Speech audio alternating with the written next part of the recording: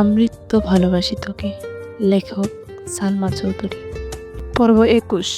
তৎক্ষণাৎ মেঘের অভিব্যক্তি বদলে গেল, চোয়াল শক্ত হয়ে এলো। দীর্ঘশ্বাস ছেড়ে কপাল কুঁচকালো, মনে মনে বলল, আমি ওনাকে নিয়ে ভাবছি কেন? ওনাকে নিয়ে ভাবার তো মানুষ আছে। এছাড়া উনি আমায় মেরেছেন, আর তার শাস্তি আল্লাহ ওনাকে দিয়েছেন। আমার এতে তো খুশি হওয়ার কথা। কথাগুলো ভেবেই গাল ফোলালো। তারপর মায়ের মলিন মুখের পানে একবার তাকিয়ে আবার মনে মনে বলা শুরু করলো, যেখানে আব্বু আম্মু আর ভাইয়া কোনোদিন আমার গায়ে হাত পর্যন্ত তুলে নেই, সেখানে উনি আমার গায়ে হাত তুললেন কোন অধিকারে? তাও আবার আরেকজনের জন্য। উনি আমাকে পছন্দ করলেও মেনে নিতাম। উনি তো জান্নাত আপুকে ভালোবাসেন, তাহলে আমার উপর অধিকার দেখাতে আসেন কেন? কারো জীবনে অবাঞ্ছিতের ন্যায় পড়ে থাকার চেয়ে একাকী জীবন কাটানো অনেক ভালো। আমি আপনার জীবনে অবাঞ্ছিত হয়ে থাকতে চাই না। আজ থেকে আমার মনে হিটলারের কোনো অস্তিত্ব থাকবে না। একবার সুস্থ হই শুধু। আমার জীবনে সকল সিদ্ধান্ত আমি নিব। আমার ব্যাপারে কাউকে নাক গলাতে দেব না। হালিমা খান মেয়ের কপালে হাত রেখে ব্যস্ত হলেন জলপট্টি দেওয়ার জন্য।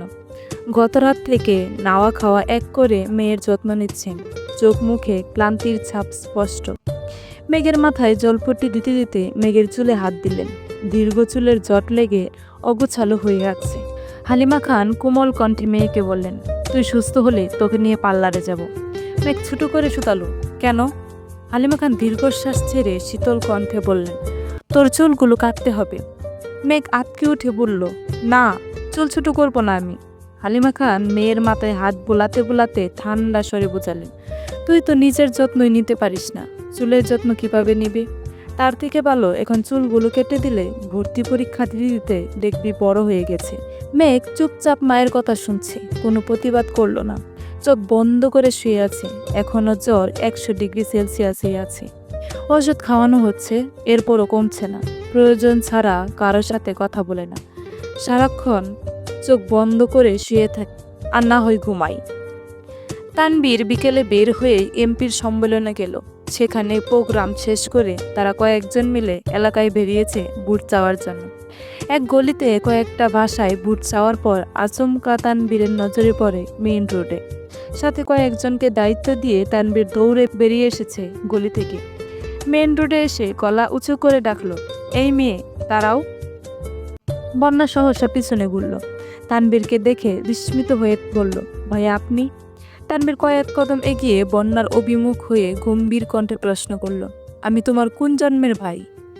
তানবীরের ঘুমরা মুখ কথায় বন্যা কিছুটা ভেবাচেকে খেল। উদ্বিগ্ন কণ্ঠে বলল, না মানে আপনি মেঘের ভাইয়া, তাই। তানবীর এবার কিছুটা কড়া অবসরে বলল, আমাকে ভাইয়া ডাকার অধিকার শুধু মেঘের। তোমার ইচ্ছে হলে তানবীর ভাই বলতে পারো, কিন্তু মায়ের পেটের ভাইয়ের মতো ভাইয়া ভাইয়া বলে ডাকবা না। বন্যা আস্তে আস্তে ভিড় করলো, মেঘের ভাইগুলো এমন কাঠখোট্টা কেন? এতদিন শুধু মেঘের মুখেই শুনতাম, এখন দেখি সত্যি সত্যি। তানবীর টিস্যু দিয়ে নাক মুখে ছোট্ট করে শুধালো, কোথায় যাওয়া হচ্ছিল?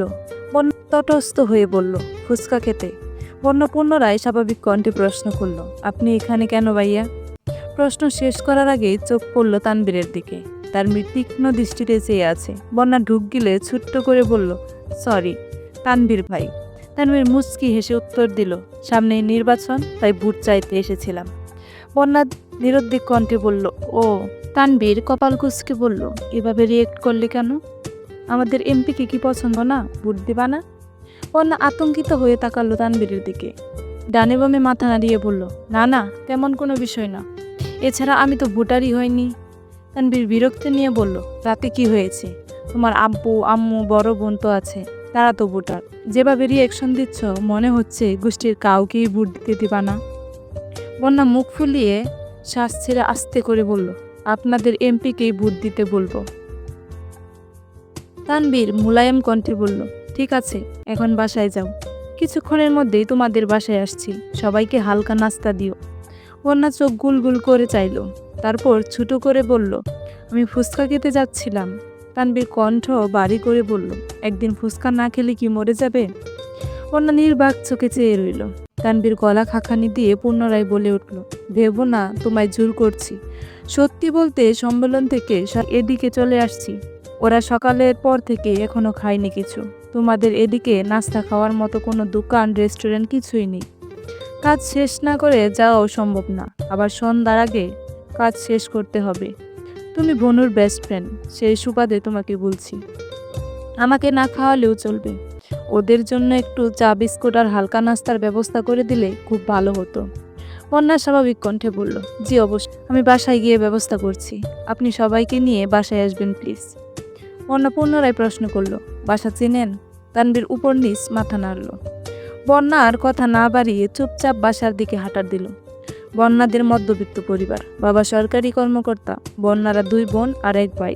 বন্যা বড় বোনের স্নাতক শেষ, এখন চাকরির জন্য পড়াশোনা করছে আর বিভিন্ন চাকরি পরীক্ষা দিচ্ছে। বন্যা ছোট মেয়ে, এছাড়া বন্যার একটা ছোট ভাইও আছে, এখন ক্লাস 8-এ পড়ে, নাম রিত। বন্যা বাসায় গিয়ে আম্মু আর বোনকে বললে রান্নার ব্যবস্থা করেছে। কিছুক্ষণ সময়ের মধ্যেই নুডলস, পাকোড়া, কিডনির সাথে চা বিস্কুট রেডি করে ফেলেছে। কিছুক্ষণ পর হাজির হলো সকলেই। এলাকার সব বাড়িতে বলে শেষের দিকে গিয়েছে বন্যাদের বাসায়। কলিং বেল চাপতেই কিছুক্ষণের মধ্যেই বন্যা এসে দরজা খুলে দিল। তানবীর 2টা শপিং ব্যাগ এগিয়ে দিল বন্যার দিকে। সবাইকে বসতে বলে বন্যা ভিতরে চলে গেছে।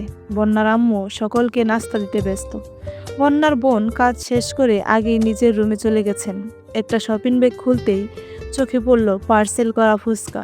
বন্যা আশ্চর্য নয়নে তাকিয়ে আছে আর বিড়বিড় করে বলছে, তানবীর ভাই আমার জন্য ফুচকা এনেছেন? উনি কবে থেকে এত ভালো মানুষ হলেন? তারপর দ্বিতীয় শপিং খুলে দেখলো এতে আপেল, মালটা আরও কি ফল। বন্যাদের বাসায় টুকটাক নাস্তা করে বেরিয়ে পড়েছে সকলে। বন্যা রান্নাঘর থেকে বেরিয়ে মায়ের সাথে মেইন গেট পর্যন্ত এসে দাঁড়িয়েছে। তানবীর হাসি মুখে বন্যার মায়ের বিদায় নিল।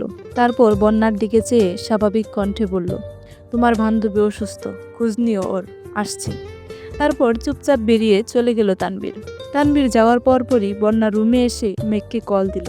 টানা 2 বার কল বেজে শেষ হয়েছে, 3য়বার রিসিভ হলো। বন্যা চিন্তিত স্বরে শুধালো, তুই নাকি অসুস্থ? কি হয়েছে তোর? মেঘ জ্বরের ঘুরে কথা বলতে পারছে না, কাপা কাপা গলায় বলল, জ্বর? তোকে কে বলল? বন্যা স্বাভাবিক কণ্ঠে জবাব দিল, তানবীর ভাই আসছিল, উনিই বলে গেলেন।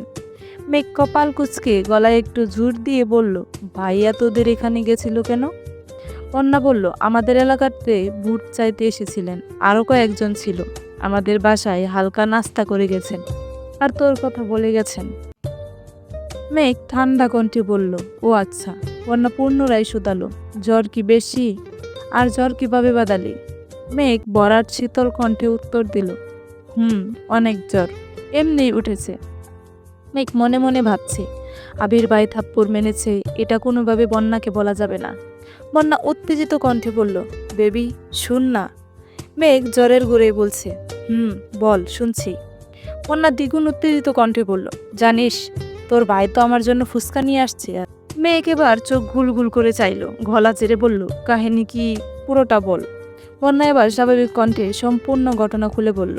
সবটা শোনার পর মেঘের সোজাসাপটা উত্তর, শুন, আমার ভাই যত রাগ দেখাক না কেন, দিন শেষে আমার পছন্দের সব জিনিস ভাইয়া এনে দেয়। আবির ভাইয়ের মতো এত নিষ্ঠুর না, তাই ভবিষ্যতে আমার ভাইকে নিয়ে বাজে কথা বলবি না। বন্যা উদ্বিগ্ন কণ্ঠে বলল, আবির ভাইয়ের সাথে আবার কিছু হয়েছে নাকি? মেঘ থাপ্পড়ের কথা এড়িয়ে গিয়ে বলল, ওনার ফোনে একটা মেয়ের ছবি দেখেছি, এছাড়া জান্নাত আপুর সাথেও গতকাল কত মধুর স্বরে কথা বলছেন। আমার মনে হয় জান্নাত আপুকে উনি পছন্দ করেন। বন্যা বিরক্তি নিয়ে বলা শুরু করলো, ফালতু ব্যাটারে নিয়ে একদম ভাববি না তুই, তোর জন্য কিউট একটা বয়ফ্রেন্ড খুঁজে দেব, তুই কোনো চিন্তাই করিস না।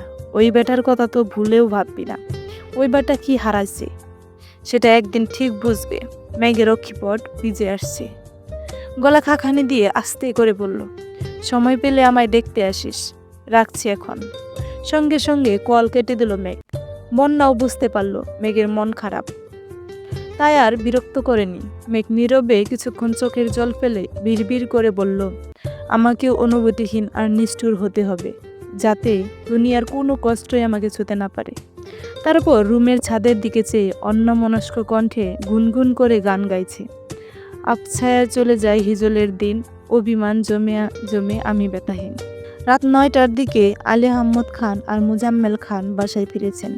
খাওয়া দাওয়া শেষ করে আবিরকে দেখতে এসেছেন। কিছুক্ষণের মধ্যে তানবীরও বাসায় ঢুকেছে। নিজের রুমে গিয়ে ফ্রেশ হয়ে মেঘের রুমে গেল। হালিমা খান মেঘের মাথায় জলপট দিচ্ছেন। মেঘ চোখ বন্ধ করে শুয়ে আছে। মেঘের কাছে কিছুক্ষণ বসে আবিরের রুমে চলে গেল তানবীর। মালিহা খান ছেলের মাথার কাছে বসে বসে মাথায় হাত বুলাচ্ছেন। জ্বর কিছুটা কমেছে, তবে হাতে হালকা ব্যথা, সাথে ফোলাটাও আছে। আলী আহমদ খান আর মুজাম্মেল খান চেয়ারে বসে আছেন। তানবীর রুমে ঢুকে অন্য পাশে ঘুরে এসে আবিরের বিছানায় বসল। কপালে হাত দিয়ে তাপমাত্রা বোঝার চেষ্টা করল। আলী আহমদ খান গম্ভীর কণ্ঠে বললেন, আবার কোথায় মারপিট করেছিলে? আবির নিস্তব্ধ হয়ে ছাদের দিকে চেয়ে আছে। আলী আহমদ খান পুনরায় শুধালেন, কি হলো? কাকে মেরে নিজের হাতের এই অবস্থা করেছ? আবির আব্বুর দিকে চেয়ে নরম স্বরে বলল, আমি খুবই ভদ্র ছেলে, মারপিট একদমই পছন্দ করি না। আপনি শুধু শুধু টেনশন করেন আমাকে নিয়ে। আবিরের ভাবের কথা শুনে তানবীর বিস্ময় চোখে চেয়ে আছে আর মনে মনে বলছে, বাহ ভাইয়া বাহ, কি নাটকটাই না করছো। বলতেই হয়, আপনি গুরু আমি শিষ্য, বুদ্ধি আমার কম। আপনি বুঝাইয়া দিলে বুঝিতে সক্ষম। মুজাম্মেল খান কঠিন স্বরে বলে উঠলেন, মারপিট যদি নাই করবা তাহলে এই অবস্থা হলো কেন শরীরের? আবির আমতা আমতা করে বলল, রাস্তায় কিসের সাথে ধাক্কা লেগে কেটে গিয়েছিল। তানবীর মিটিমিটি হাসছে আর মনে মনে বিড়বিড় করছে, আহারে বেচারা ভাই আমার। আলী আহমদ খান বিরক্তি স্বরে বললেন, আগেই বলেছিলাম বাইক না কিনতে। তিনটা প্রাইভেট কার থাকার পরেও তোমাদের হয় না।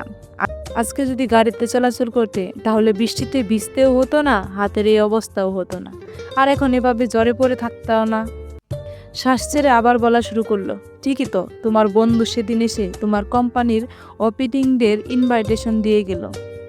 তুমি আধমরা হয়ে পড়ে থাকলে ওপেনিং কে করবে? আবির ছোট্ট করে বলল, আমিই করব। কপাল কুঁচকে আলী আহমদ খান হুঙ্কার দিয়ে বললেন, এসব ভণ্ডামি বাদ দিয়ে কাজে মনোযোগ দাও। মারপিট করে জীবনে কিছুই করতে পারবা না, শুধু শত্রুর সংখ্যা বাড়াবা। কোম্পানি শুরু করার অনুমতি চেয়েছ, অনুমতি দিয়েছি। এখন যদি কোম্পানির কাজের বাইরে নিজের মর্জি মতো চলো তাহলে আমাকেও কঠোর হতে হবে, এ আমি বলে রাখলাম। মালিহা খান কোমল কণ্ঠে বললেন, ও তো বলল মারপিট করেনি। আলী আহমদ খান গম্ভীর কণ্ঠে বলে উঠলেন, তোমার ছেলের বয়সটা আমিও পার করে এসেছি। কোনো কারণে কি হতে পারে সে সম্পর্কে আমার সম্পূর্ণ ধারণা আছে। একটা সময় রাজনীতি আমিও করেছি। রাজনীতির জন্য কত কত জায়গায় আমিও মারপিট করেছি। কি লাভ হয়েছে তাতে? দিন শেষে সব ছেড়ে ব্যবসা শুরু করতে হয়েছে।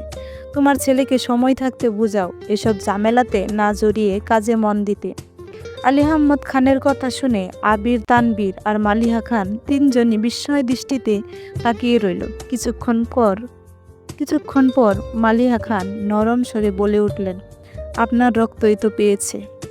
বড় আম্মুর কথা শুনে তানবীর ফিক করে হেসে উঠল। আলী আহমদ খান বিরক্তি হয়ে বললেন, তোমার ছেলেকে লাই দিয়ে দিয়ে মাথায় তুলো তো, আমার সমস্যা নেই। একদিন শুধু আমার কানে ওর মারপিটের খবর আসুক। কথা না শেষ করেই রাগে ফুঁসতে ফুঁসতে চলে গেলেন আলী আহমদ খান। তানবীর নিঃশব্দে হেসেই চলেছে। মুজাম্মেল খান কঠিন স্বরে বলে উঠলেন, এত হেসে লাভ নেই। রাজনীতি করার অনুমতি পেয়েছ বলে যা তা করে বেড়াবে তা কিন্তু সহ্য করব না আমরা। তোমাদের দু ভাইকেই সাবধান করে দিচ্ছি, এ বাড়িতে থাকতে গেলে বাধ্য ছেলের মতো থাকতে হবে। মুজাম্মেল খানও বেরিয়ে গেছেন। মালিহা খান ছেলের মাথায় হাত বোলাতে বোলাতে বললেন, তুই এত বছর বাইরে ছিলি, এখানে কার সাথে ঝামেলা করিস? আবির কপাল কুঁচকে তাকালো মায়ের দিকে, কণ্ঠ বাড়ি করে বলল, আম্মু তুমি অন্তত এসব কথা বলো না। আমি মারপিট করিনি, এমনি কেটে গেছে। এত চিন্তা করো না তো। আবির শ্বাস ছেড়ে আবার বলল, বিশ্বাস না করলে তোমার সামনে তানবীরকে জিজ্ঞেস করছি। কিরে তানবীর, আমি কি মারপিট করি? আবিরের এরকম প্রশ্নে বেপাচেকা খেল তানবীর। কিছুটা নড়ে চড়ে হাসি চেপে বলল, না একদমই না। ভাইয়ার মতো নিষ্পাপ একটা শিশু কি মারপিট করতে পারে? বড় আম্মু তুমি শুধু শুধু চিন্তা করছো। মালিহা খান কিছু বলার আগে আবির বলে উঠল, আম্মু তুমি এখন আব্বুর কাছে যাও, রাগে ফুঁসতেছে মনে হয়। তুমি ওনাকে সামলাও গিয়ে, আমি ঠিক আছি, সমস্যা হলে কল দেবনি। মালিহা খানও ছেলের কথা মতো বেরিয়ে মেঘকে দেখে নিচে চলে গেলেন। আবির মোলায়েম কণ্ঠে তানবীরকে শুধালো, মেঘ কেমন আছে? তানবীর স্বাভাবিকভাবে উত্তর দিল, শরীরের তাপমাত্রা তো কমছে না, ঘুমাতে দেখে আসলাম। আম্মু বলল বিকালে একটু নাকি কমেছিল জ্বর। আবিরের চেহারায় চিন্তার ভাব স্পষ্ট বোঝা যাচ্ছে। তানবীর কিছুটা তপ্ত স্বরে বলল, নিজেকে আহত করে কি লাভ হলো? দিব্যি দুজন দুই রুমে অসুস্থতায় ভুগতেছ। তুমি সুস্থ থাকলে তো বনুর কেয়ার করতে পারতা। আবির চুপচাপ শুয়ে আছে, কিছুই বলছে না। আবিরের নীরব থাকতে দেখে তানবীর ছোট করে শুধালো, ব্যথা কমেছে হাতের? আবির গম্ভীর কণ্ঠে উত্তর দিল, কিছুটা। তানবীর পুনরায় প্রশ্ন করলো, খেয়েছো ভাইয়া? আবির সঙ্গে সঙ্গে উত্তর দিল, হ্যাঁ। আবির হঠাৎই তীক্ষ্ণ দৃষ্টিতে চেয়ে তানবীরকে প্রশ্ন করলো, কোথায় যাবি বলেছিলি, গেছিলি? কি খাওয়ালো? তানবীর হাসি মুখে উত্তর দিল, নাস্তা খাওয়াইছি। আবির স্বাভাবিক কণ্ঠে বলল, গো হেড। তানবীর শান্ত স্বরে বলল, রেস্ট নিবা? লাইট অফ করে দেব? আবির উপর নিচ মাথা নাড়ল শুধু। তানবীর লাইট অফ করে বেরিয়ে গেছেন। ঘণ্টাখানেক পর আবির কোনো রকমে উঠে নিজের রুম থেকে বেরিয়ে ধীরগতিতে মেঘের রুমে এসেছে। হালিমা খান কোনো কারণে নিচে গেছেন। বারান্দায় লাইটের আলোতে পরিষ্কার দেখা যাচ্ছে মেঘ গভীর ঘুমে মগ্ন। 24 ঘন্টা জ্বরে অষ্টাদশীর মুখমণ্ডল মলিন হয়ে গেছে। মেঘের ঘুম বরাবরই খুব গভীর। বাড়িতে বড়সড় দুর্ঘটনা হলেও ঘুমে থাকলে মেঘ কিছুই বুঝতে পারে না। এখন তো জ্বর, তার উপর ওষুধের প্রভাবে সারাদিন রাতে শুধু আর ঘুমাই। আবির বিছানার পাশে মেঘের কাছাকাছি এসে বসেছে। বাম হাত এগিয়ে দিল অষ্টাদশীর কপাল বরাবর। জ্বরের তীব্রতা বুঝতে পেরে দীর্ঘশ্বাস ফেলল। অষ্টাদশীর চুলে হাত বোলাতে বোলাতে বিড়বিড় করে বলল, আল্লাহ, ওর সব বেদে আমায় দাও, তবুও কি তুমি সুস্থ করে তোলো প্লিজ। ওর এই অসুস্থতা সহ্য করার ক্ষমতা আমার নেই। কিছুটা সময় নিস্তব্ধ হয়ে চেয়ে রইল অষ্টাদশীর ক্লান্ত বদনে। মনে মনে কত শত ভাবনারা যেন বাধা ভেঙে ছুটোছুটি করছে। মাথায় হাত বোলাতে বোলাতে শীতল কণ্ঠে বলা শুরু করলো, আই এম সরি মেঘ, আর কোনোদিন তোর গায়ে হাত তুলব না, প্লিজ। এবারের মতো মাফ করে দিস আমায়। গত 9 বছরের মতো এবার অন্তত দূরে সরিয়ে দিস না। রাগ কর আর যাই কর, কিন্তু কথা বলিস প্লিজ। তুই কথা না বললে এবার হয়তো দেশ নই, দুনিয়ায় ছেড়ে চলে যাব। কথাগুলো একেবারে বলে দীর্ঘশ্বাস ছেড়ে ধীর পায়ে রুম থেকে বেরিয়ে নিজের রুমে চলে গেল আবির। রুমে গিয়ে ফোন হাতে নিয়ে ডাক্তারের নাম্বারে কল করলো। ডাক্তারের সাথে কথা শেষ করে ছোট্ট একটা পৃষ্ঠাতে দুটো ওষুধের নাম লিখতে লিখতে তানবীরকে কল করলো। তানবীর 1 মিনিটের মধ্যেই রুমে হাজির হলো। আবির ওয়ালেট থেকে 1000 টাকার নোট বের করলো। ওষুধের নাম লেখা পৃষ্ঠা আর টাকাটা তানবীরের দিকে এগিয়ে দিয়ে বলল, কষ্ট করে এই 2টা ওষুধ নিয়ে আসবি প্লিজ, আর বাকি টাকাগুলো ওর জন্য খাবার নিয়ে আসিস। তানবীর পৃষ্ঠা হাতে নিয়ে ঠান্ডা স্বরে বলল, টাকা লাগবে না, আমার কাছে আছে। আবির শক্ত কণ্ঠে বলল, দিতে বললাম নে, আর ওষুধ নে একটা ওরে এখনই খাওয়াইয়া দিস। তানবীর ঠিক আছে বলে টাকাটা নিয়ে বেরিয়ে পড়েছে। আবির বিছানার সাথে হেলান দিয়ে বসে ফোনের ওয়ালপেপারে দেওয়া মেঘের ছবিটা মনোযোগ দিয়ে দেখছি। আবির দেশে ফেরার পর শুক্রবারে যখন সব আত্মীয়রা আবিরকে দেখতে আসছিল, সেই সময় সোফায় আবির আর মেঘ মুখোমুখি বসেছিল। তখনই আবির মেঘের ছবি তুলেছিল। সেই ছবিটা এডিট করে ওয়ালপেপারে দিয়ে রেখেছে। ছবিটা দেখতে দেখতে হঠাৎই ঠোঁটের কোণে এক চিলতে হাসি ফুটে উঠল। আবির তারপর গুনগুন করে গান গাইতে শুরু করলো, তুই তো আমার স্বপ্নের পাগল, তুই তো আমার সব, তুই তো আমার বেঁচে থাকার বড় অনুভব। কেটে গেল 2 দিন। আবির কিছুটা সুস্থ হয়েছে। হাতের ব্যথা একেবারে সারেনি, ওষুধ চলছে। এরই মধ্যেই রাকিব, রাসেল সহ বাকি বন্ধুরাও দেখতে এসেছিল আবিরকে। এই 2 দিনে মেঘের জ্বর কমেছে ঠিকই, কিন্তু শরীর অতিরিক্ত দুর্বল। হালিমা খান ঘন্টায় ঘন্টায় মেয়ের জন্য এটা সেটা রান্না করে নিয়ে আসেন আর মেয়েকে জোর করে খাওয়ান। আবির রাতে দিনে বেশ কয়েকবার করে মেঘকে এসে দেখে যায়। মেঘ সজাগ থাকলেও আবিরকে দেখলেই চোখ বন্ধ করে শুয়ে থাকে। আবির 2-1টা কথা বললেও মেঘ যেন নিস্তব্ধ হয়ে থাকে, সর্বোচ্চ মাথা নাড়ে শুধু। রবিবার রাতে আবির বিছানায় বসে বাম হাতে ল্যাপটপে কাজ করছিল। আগামীকাল 1 তারিখ আবিরের অফিসের ওপেনিং ডে। ইকবাল খান দরজায় এসে হালকা কাশি দিয়ে বললেন, ভেতরে আসবো? আবির ল্যাপটপ থেকে চোখ সরিয়ে কাকামণির দিকে চেয়ে বলল, কাকামণি, ভেতরে আসো। ইকবাল খান চেয়ারে বসতে বসতে শুধালেন, শরীরের কি অবস্থা এখন? কাল কি অফিস করতে পারবি? আবির ঠান্ডা কণ্ঠে জবাব দিল, পারবো। এছাড়া রাকিব, রাসেল তো আছেই, সমস্যা হবে না আশা করি। ইকবাল খান একটু শক্ত কণ্ঠে বললেন, কালকে কিন্তু বাইক নিয়ে বের হবি না, আমি তোকে নিয়ে যাব। আবির মাথা নিচু করে বলল, আমি যেতে পারবো বাইকে। ইকবাল খান এবার কিছুটা রেগেই বললেন, তোকে তো আর তোর বাবা চাচার সাথে যেতে বলছি না, তুই আমার সাথে যাবি। আমি তো নিজের টাকা দিয়ে গাড়ি কিনেছি, এখানে ওনাদের অধিকার নেই। আবির গম্ভীর কণ্ঠে বলল, তারপরও। ইকবাল খান রাগান্বিত কণ্ঠে বলে উঠলেন, তারপরও বলতে কিচ্ছু নেই, তুই আমার সাথে যাবি, এটাই শেষ কথা। আর তুই যদি এই অবস্থায় বাইক নিয়ে বের হতে চাস, তখনই তো ভাইজান ডাইরেক্ট নিষেধ করবেন, তখন তো বাবার আদেশ মানতে ঠিকই বাধ্য হবি। এত ঝামেলার দরকার নেই, তুই কাল আমার সাথে যাচ্ছিস, এটাই শেষ কথা। আবির দীর্ঘশ্বাস ছেড়ে বলল, ঠিক আছে। সোমবার সকাল সকাল আবির একেবারে পরিপাটি হয়ে রুম থেকে বের হয়ে মেঘের রুমে ঢুকলো। ফিটফাট সুদর্শন আবির বাইকে দেখে মেঘের বুকের ভেতর ধুকপুক শুরু হয়ে যাচ্ছে। মেঘ বিপুল চোখে তাকিয়ে নিজেকে নিজে প্রশ্ন করলো, ওনাকে এত ভাল লাগে কেন? দেখলেই যেন মনটা শান্তিতে ভরে যায়। আবির মেঘের কাছাকাছি এসে মোলায়েম কণ্ঠে শুধালো, বসতে পারি? মেঘ নির্বাক তাকিয়ে রইল। কয়েক মুহূর্ত পর মাথা হেলিয়ে বোঝালো বসার জন্য। আবির মেঘের কাছাকাছি বসে ঠান্ডা হাতে মেঘের কপালে আলতো করে ছুঁতেই মেঘ কিছুটা কেঁপে উঠল। আবির চিন্তিত স্বরে বলল, জ্বর তো নেই, তারপরও চোখ মুখ এত শুকনো লাগছে কেন? খাস না কিছু? মেঘ কিছুই বলছে না। আবির পুনরায় বলল, বাইরে কিছু খাবি? আসার সময় নিয়ে আসবো? মেঘ সঙ্গে সঙ্গে মাথা নেড়ে না করলো। আবির উদ্গ্রীব হয়ে বলল, কি খাবি বল? রেস্টুরেন্টের খাবার? কেক, বিস্কিট, চানাচুর, চিপস, চকলেট নাকি আইসক্রিম? মেঘ আস্তে করে বলল, কিছু খাবো না। আবির ভ্রু নাচিয়ে শুধালো, চিপসও খাবি না? মেঘ ছোট্ট করে বলল, না। না বলে সঙ্গে সঙ্গে ওষ্ঠ উল্টালো। আবির তীক্ষ্ণ দৃষ্টিতে চেয়ে দীর্ঘশ্বাস ছেড়ে বলল, আচ্ছা বাদ দে, আজ আমার নিজস্ব অফিসের প্রথম দিন, দোয়া করিস আমার জন্য।